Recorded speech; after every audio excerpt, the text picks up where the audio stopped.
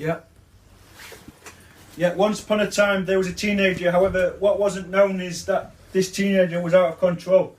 Some of this teenager was making some really personal remarks to his teacher. The next day, the teenager, he was asked to leave the class. He was messing about in class. Later that morning, he was being really disruptive. He wasn't listening to what his teacher was telling him to do. Later that evening, the teenager went home, and his parents, who were named as Duncan Wallace and Jodie Wallace, asked their son, who is named as Darren Wallace, how school was. Darren Wallace all of a sudden went on the run. We'll get there. Suddenly the police were looking for Darren Wallace. Later that evening, Duncan Wallace and Jodie Wallace received a phone call. It was the school teacher of Darren Wallace's. His teacher told his mum and dad what he had been doing. Later that evening, Darren Wallace went back home, and his mum and dad were living with their son. They told him to go to his room, and he wouldn't be allowed to see his friends. The following day, Darren Wallace went to school. He was on his final chance. Darren Wallace, if he disrupted any of his lessons, would be suspended from school for 2 weeks. Later that afternoon, Darren Wallace was making really rude remarks to the head teacher. Suddenly the head teacher's patience was wearing thin. He asked the teenager to leave, and the teenager would be suspended for 2 weeks. The next day the teenager was involved in a really serious situation. He got involved in an argument with a neighbour who lived next door to him. However, he decided he would go on the run. He went to Dortmund. He had no passport. He was travelling with a fake passport. Suddenly this teenager, he would get detained. The security tried to stop him, but he went past the security, and he tried to leave the airport, but he would be handcuffed, and he was driven in the police car to the police station, where he would answer some questions by the police. The next day, the teenager, he was due to appear in court, but the teenager broke free from Dortmund. He flew back into England. He had a meeting at school. His suspension was up, and he returned to school. The next day, Darren Wallace went to his classes. He got on with his work. Later evening, the teenager, he did his homework, and then he would have his tea. The next day, the teenager went to school, and suddenly he started to not follow instructions.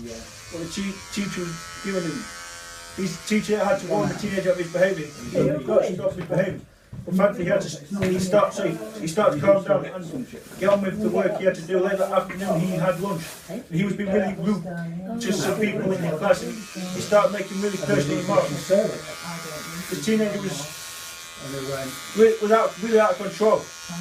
Later that afternoon, he was following some girls. His actions were despicable, and the police had to be called into the school. His actions were appalling.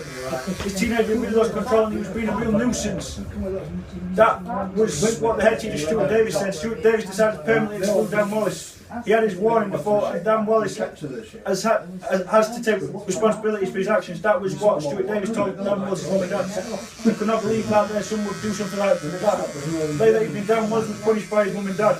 They took away his PlayStation 4, and he was not allowed to watch any television. The next day, the teenager, he was out of control. His mum and dad asked him to do something, he wouldn't do it. He wouldn't do what they asked him to do, so he was showing off and was acting like a child. Later that afternoon, the social services had a meeting with his mum and dad. He would have to move away from his mum and dad because of the way he had been behaving. The next day, he moved out of the country. There was nowhere to be seen.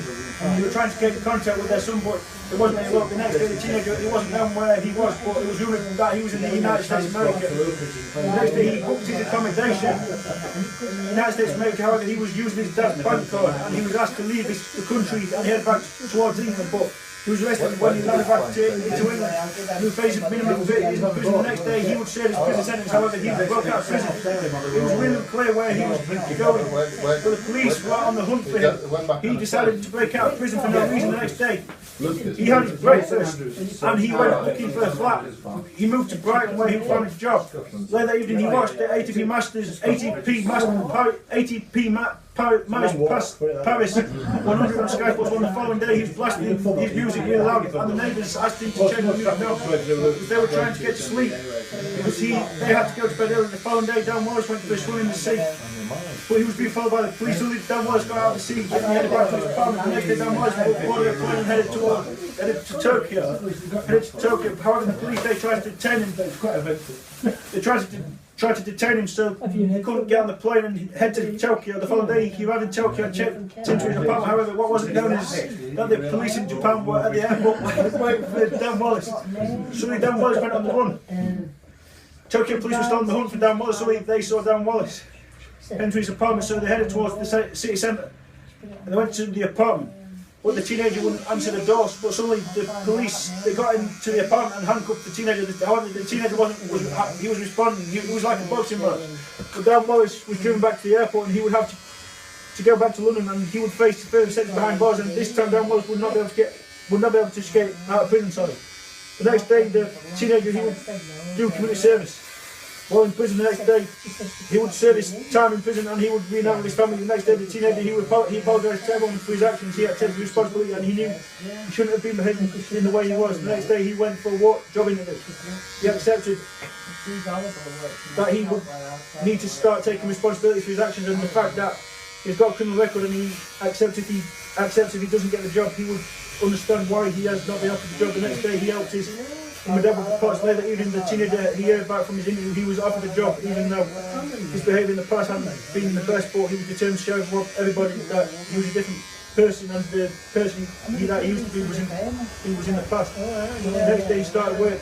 He worked in the call centre. Later that evening he settled down for the night and watched television with his mum and dad, and they watched Pointless Beach one before they had their tea together. He was talking and just getting on with his mum and dad. The next day, he wanted to help the community by raising money for children in need.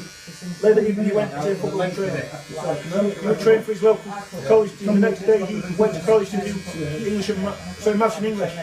The next day, he thought it would be a good idea to help his grandma. His grandma was really struggling and she needed help. So he decided he would go shopping with her and he would help her grandma with the shopping. The Jenkinson were done. Well done. I think